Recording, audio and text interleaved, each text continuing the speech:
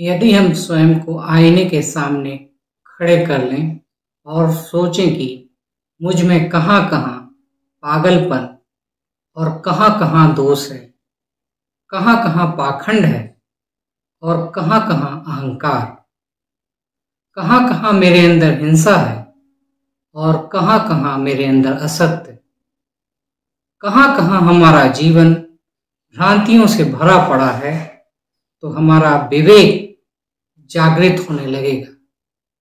पिछले वीडियो में मैंने विवेक के जागरण के लिए सम्यक संदेह की बात की थी और आज बात करेंगे कि विवेक जागरण में आत्मनिरीक्षण की क्या भूमिका है। नमस्कार, मैं हूं अरविंद। हम आपको आज की शुरुआत एक कहानी से करते हैं। यूनान में एक फकीर हुआ करता था, नाम था उसका गुरजीएफ।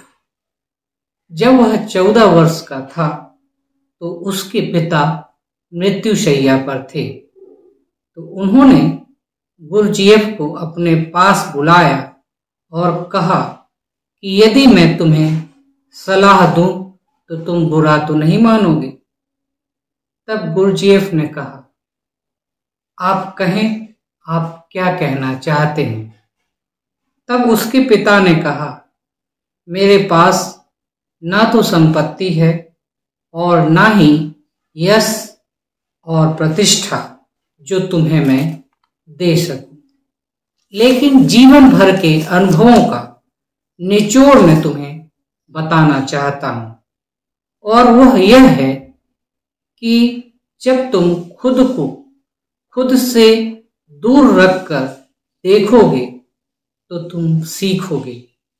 अगर कोई तुम्हें गाली दे तो तुम उत्तर देने के बजाय घर लौट आना और सोचना कि कहीं वह गाली ठीक तो नहीं दे रहा है। अगर उसकी गाली ठीक है तो आप जाना उसे धन्यवाद देना, लेकिन अगर उसके द्वारा दी गई गाली आपके लिए ठीक नहीं है तो इससे तुम्हारा क्या प्रयोजन है।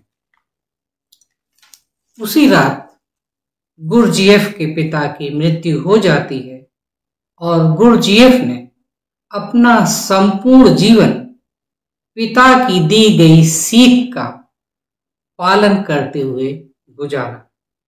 इसका असर यह हुआ कि गुरजीएफ को फिर कभी भी किसी से जीवन में लड़ने का मौका नहीं मिला। लोग उन्हें गाली देते, वो घर जाकर सोचते, समझते और पाते कि गाली उतनी बुरी नहीं है जितना बुरा वह स्वयं है। धीरे धीरे उनके इस आत्मनिरीक्षण से उनका विवेक जागृत होता गया। आत्मनिरीक्षण क्या है? आत्मनिरीक्षण का अर्थ है जैसा मैं हूं वैसा ही स्वयं को जानने की चेष्टा करना, और कोई भी यही तो नहीं करना चाहता है और अपने आप को वह दिखाने का प्रयास करता है जो वह नहीं है, और इस स्थिति को ही आत्ममूर्छा की स्थिति कहते हैं। यदि हम स्वयं का आत्मनिरीक्षण करें तो हमारा जीवन बदल सकता है और निरंतर हम उस स्थिति में पहुंचेंगे जहां हमारा विवेक जागृत हो जाएगा और हम अपने आप को सफलता की उन ऊंचाइयों पर पहुंचा सकते हैं जहां आप कल्पना कर सकते हैं। नमस्कार।